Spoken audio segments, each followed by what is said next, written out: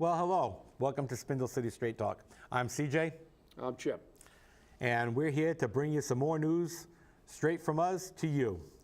One of the first things I want to address is our show has been generating a lot of controversy and a lot of discussion on Facebook.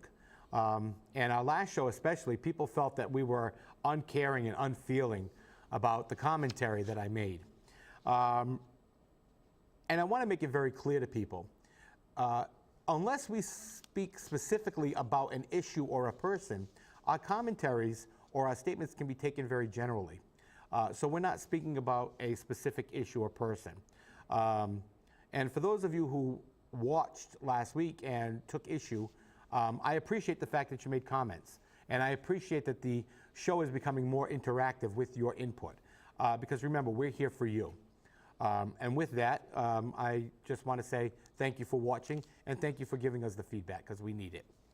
Right off the top, I want to speak about the impending doom known as the snowstorm. I'm sure that by now everyone's hit Stop and Shop and Shaw's and got their bread and milk because we know we need our bread and milk. But what I want to talk about is snow removal. I made a letter to the editor several years ago about snow removal. You know, we call it snow removal, but you know, it's not really snow removal, it's snow moving. In the Midwest, they have actual snow removal. They have trucks which go along with these huge snow blowers on the front of them and blow the snow into dump trucks. And then they dump the snow into parks, which are not used in the winter. And then that snow melts from there. And it's off the streets. So you're not driving through mounds and mounds of streets of snow plows, of plowed snow. But we spent approximately $250,000 on the last snowstorm, and my street wasn't plowed very well. I mean, before there was any snow on the ground, I had 12 plow trucks go by my house with a blade scraping the black asphalt with sparks flying.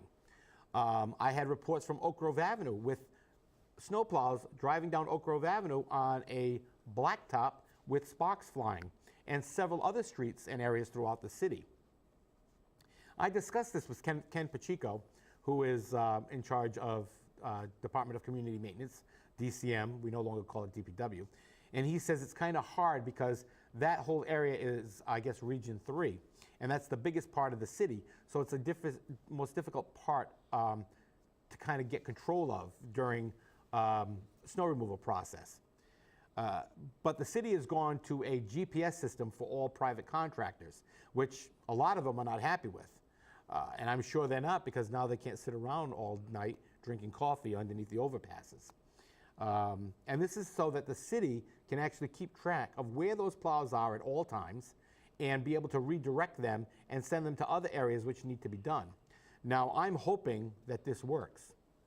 But then again, we don't have the money in the budget to even pay these guys. They haven't even been paid for the last snow plowing, for the last snowstorm. And for those of you who know, 95% of the snow plowing in the city is done by private contractors. And why is that? Because we just don't have enough people in our DCM to actually do it. So it makes it a little bit difficult. They do the best they can, and the main arteries, Robeson Street, Plymouth Avenue, Brighton Avenue, Eastern Avenue, they all kind of stay kind of clear. North Main Street, South Main Street, they all kind of stay pretty clear for ambulances to get by. But it's the side streets which are important to keep the traffic flowing, especially for emergency vehicles. And we need those taken care of too. I mean, what do you think of, Chip? I mean, do you see some problems with a lot of these side streets in the different areas? Well, I see a lot of problems. The first problem is obviously what you just referred to is 95% of the snow plowing is done by private contractors, and we have to ask why.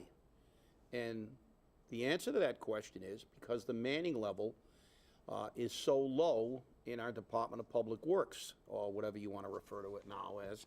But the fact is that these are the side effects of low manning.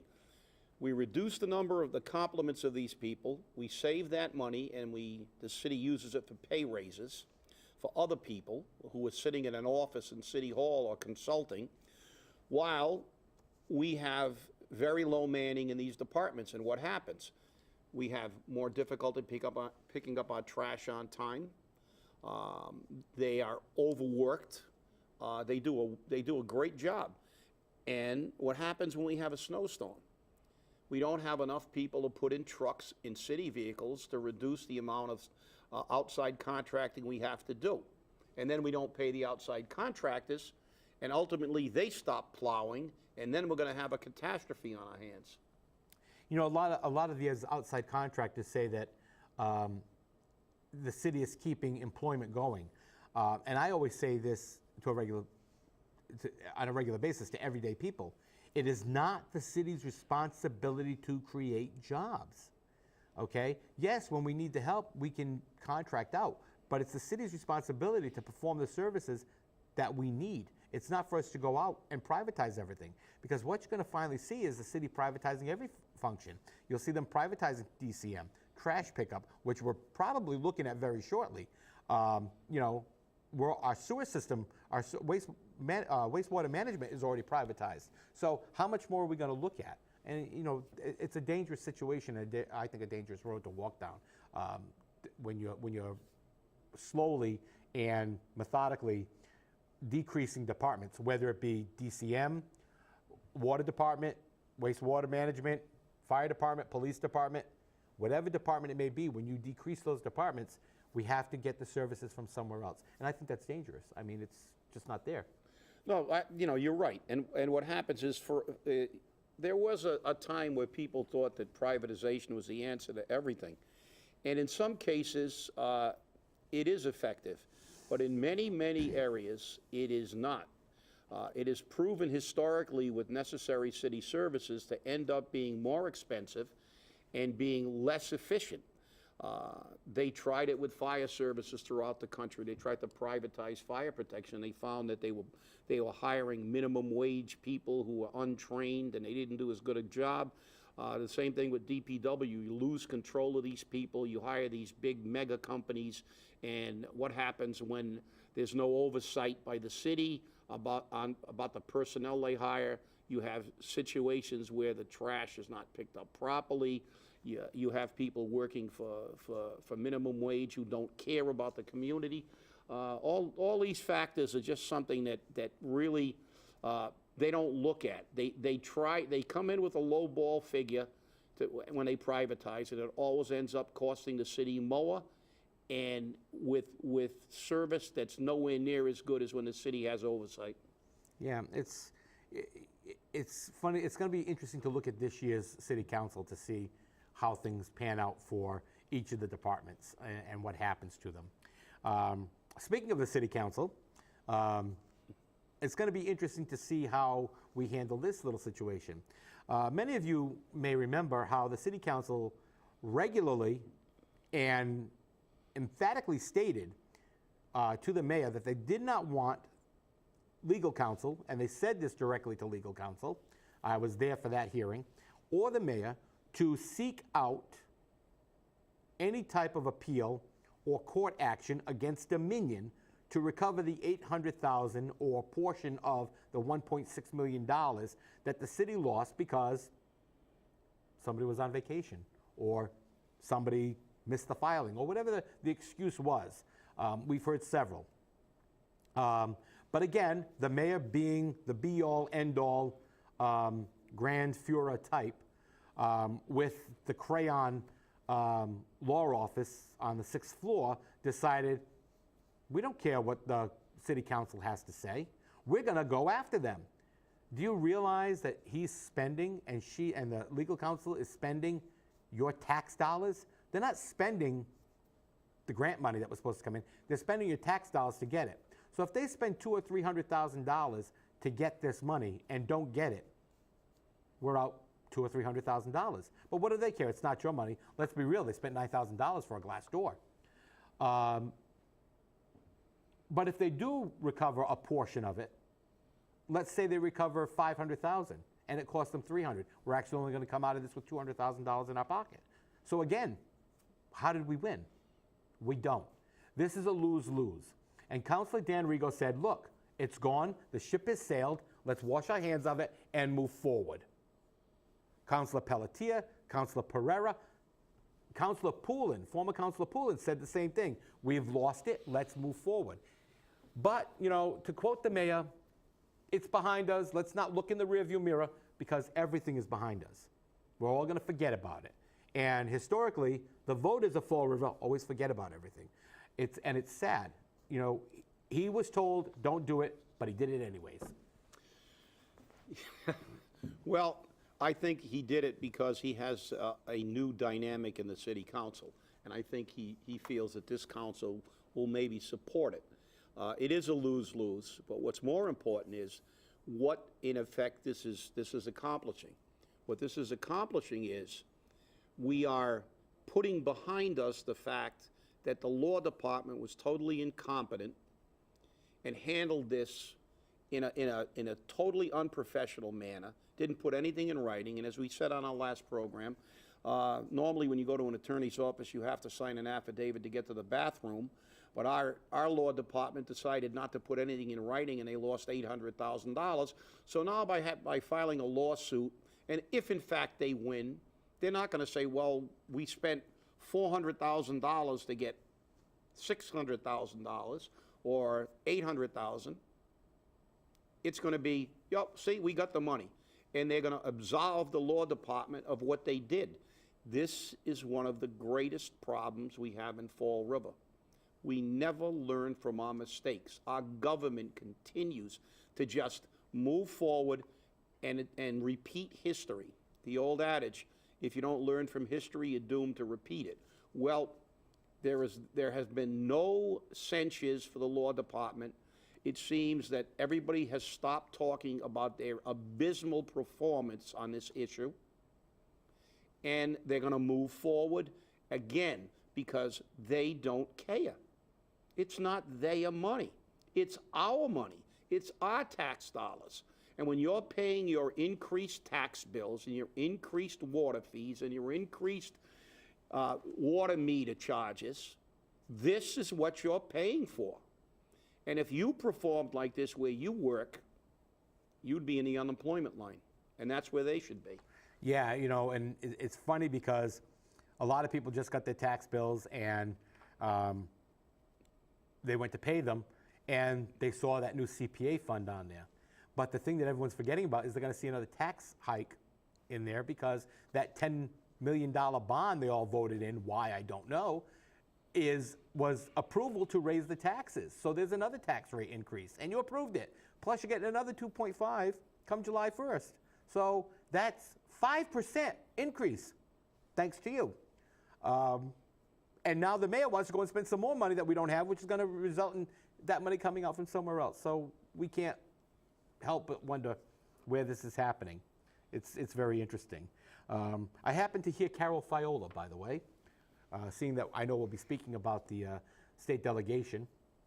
I happened to hear Carol Fiola speak about the fact that she has been in touch with Washington, lobbying for a SAFER grant for 16 people. Because she knows and the city knows that they can't get any more than that, if that. And she's going to do everything possible, and she is adamant that the mayor and the city council will do everything possible to see that that SAFER grant comes through and that they will be able to adequately fund the fire department, regardless of the outcome. Well, I have to say, thanks for spending your time that way. I appreciate what you're trying to do, but the reality be known, if you look at the SAFER grant rules, regulations, and how it's done, and I'm sure Chip will be more than happy to explain it to you, Representative Fiola, we don't qualify for a SAFER grant. We just don't do it because we have used the SAFER grant not to supplement our budget, but to keep it afloat. We have used it to fund our department, and it's not supposed to be that way. And by laying off 14 people and then asking for 16, it doesn't work that way. I mean, it's fruitless for everyone to be doing this, but you have to all make yourself look good. I mean, it's interesting. Yeah, what's even more interesting is their total, the total lack of looking at the numbers. Number one, the SAFER grant you have to have a complement of 200 plus. If they lose the 79 people who are currently on the SAFER grant, they're going to be down to about 141. So they won't qualify. But let's just say that through the machinations of our public officials, that they get a waiver and we get 16 people. What they're not going to tell you is that's an increase of 2, not 16, because they reduced 14 firefighters in this year's budget that were funded with city money. So again, we're attempting to fund the fire department with federal money. They removed 14 members from the fire department. In the 2013 fiscal budget, there were 98 firefighters. In the 2014 fiscal budget, not funded by the SAFER grant, I will clarify that, 98 that were funded by city money. In the 2014 fiscal budget, there are 84. Last time I checked, 84 and 14 was 98. So they reduced the number of firefighters they were paying for by 14 people. And now they're trying to tout themselves and saying we're working to get people back on the job. And again, it's not true. They're getting 2 people back on the job, and they're funding the 14 jobs they eliminated with federal money. So again, it's absolute crap. Seems to be a lot of crap flowing around in the city, and they told us we were full of it. I think the city needs an enema. And speaking of crap, our state delegation seems to be having a fun time with walking away with a lot of state money, and also discussing the possibility of getting that extra money they're walking away with, legally mind you, into their pension plans. I mean, how much are they walking away with, Chip? I mean, I know you've got the dollar figures there, and I know you got the biggest fundraiser toker here. Yeah, well, before we begin with some of these numbers, let's remember this. This is the state delegation that is trying to take pensions away from people who've worked their entire lives in public safety and for the city, trying to limit pensions, trying to always attack the pension system, always trying to reduce increases in the minimum wage for the average worker. Yet, what a lot of people don't know is they get per diem when they live outside of the greater Boston area. And these statistics, so they don't say this is from a whisper campaign, this came from an article by Bob Katzen and from the Beacon Hill Roll Call. And it says that our newest rep, Representative Alan Silver, got $4,176 in per diem, which they're entitled to, and which, by the way, they're trying to include in their pensions, which, of course, their pension system doesn't get attacked. It gets increased. But the fact is, the reason I'm saying this is Representative Sylvia took $4,176 away, and he's a fairly new rep. Yet Representative Paul Schmid, who has been a rep longer, took no per diem. His number for this year was 0. Representative Markey, 0. Representative Haddad, 0. So we can see that when they come down here and say they're looking out for our money, some of them are and some of them aren't. Now we move on to the Senate. One of my favorite places, to Senator Rodericks, who, by the way, was adamantly opposed to raising the minimum wage $1 per year for 3 years up to 11, and he said it would destroy businesses, it would hurt the economy, which again boggles my mind because they haven't figured out yet that if you give poor people money, they actually spend it. When you give rich people money, they buy a new car and invest it in the stock market. They don't go to the Fall River restaurants. If you give Fall River people a few more dollars, they might actually frequent Fall River businesses. But our amazing state delegation and the entire state delegations haven't figured that out yet. That trickle down just doesn't work. You know, you get money, you get the economy stimulated by giving people money who will spend it. And rich people don't spend it, they reinvest it. And we don't get any because they still try to cut the salaries. So Senator Roderick, former Representative Roderick, got $5,625 in per diem, which is ironic since Senator Mark Pacheco from the New Bedford area took $0 and Senator Mark Montigny from New Bedford took $0. So the next time they come around looking for your votes at election time, ask them why. If our other senators can try to hold costs down, and our other reps can try to say, look, we're not gonna take every single penny and then try to stick it in our pension and try to rape and pillage the system while we try to attack you. It might be a very valid question. And if you want the numbers, you can go to that article. You can Google Beacon Hill roll call. The writer of the article on this one also is Bob Katzen, and the headline here is Roderick collects third highest per diem in the state. Third. Now, how about all those senators who live in Western Mass that have to commute 100 miles to the State House?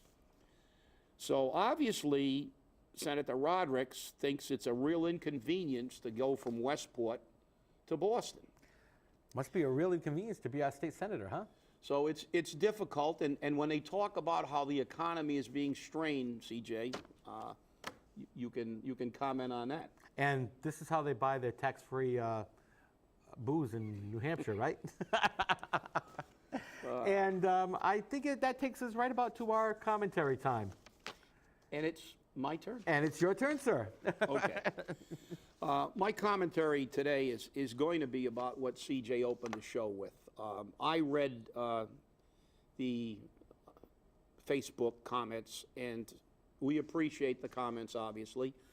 And we're glad that people are paying attention, and we're glad we're having people listen. But I will say that CJ's comment, I believe, if you look at that program again, it was a general statement. He talked about the incidence of issues occurring. We have to talk about these things, people. We understand that tragedies are very difficult on a personal level, as they are to everyone. However, we have an obligation to discuss these things, because the only way we're going to fix these things is acknowledge they're happening and having everybody realize that something has to be done before they reach epidemic proportions, like drug use. When we talk about drug use in the schools, drinking in the schools, obviously those things are personal issues to the parents of the people who are involved and the children who are involved. But they're also a community issue. They're also a society issue. We can't allow these things to go unaddressed. We have to bring these to light. We're not trying to hurt anybody here. We're trying to heighten public awareness. And when you heighten public awareness, something is done. When we have school shootings, we can't ignore them. When we have teen suicides, we can't ignore them. When we have teen pregnancies, we can't ignore them. The nature of the society is we have to acknowledge a problem in order to deal with it. There was a Lutheran minister called Nehemiah, and if you go to Boston, to the Holocaust area outside of Faneuil Hall, his quote is there. It's a long quote, but I'll give you the short version. He said, "When they came for the trade unionists, I did nothing because I wasn't a trade unionist. When they came for the Catholics, I did nothing because I wasn't a Catholic. When they came for the Jews, I said nothing because I wasn't a Jew. And when they came for me, there was no one left to speak." So if we don't speak out, nothing will be done. So when you listen to our commentary, remember, We're bringing these things to light because we need to. CJ? Great commentary. That quote's very familiar to a lot of people. And that's why we call our show Spindle City Straight Talk, because we're straight. We're straight to you with our information. And it's very interesting to see. You know, we want your input. We want to hear from you. Our show has been running now for quite a few months, and we're quite happy with it. And we get to address some very interesting issues. Because of the upcoming storm, by the time many of you see this, if you're watching it on cable, the storm will already come and went. The city has put in a parking ban again. They started so early, I'm telling you. And they also have canceled many meetings at City Hall. Jazel Correa's first ordinance meeting, I was looking forward to it tonight, is gone. Oh, the masked bandit is paying us a visit. I'm getting ready for the storm, CJ. And I was looking forward to tonight's meeting, though. But we want to hear from you. If you've got any information that we need to hear or you would like us to investigate, please let us know, because we're ready to get into it for you. And one great big announcement I have to make. On Friday, the 17th of January, Chip, myself, and our director, Mario Dorrego, were up at the State House at the governor's request to receive our press credentials. So we have unlimited access now to the governor, to our state representatives and senators, and to the entire State House and all of the department heads and commissioners that we need to get the information for you, to get it live, to get that information accurately as possible. We are now credentialed press. And that's one of the few shows on public access, and I think maybe the only public access show in Massachusetts that has received such a privilege from the governor.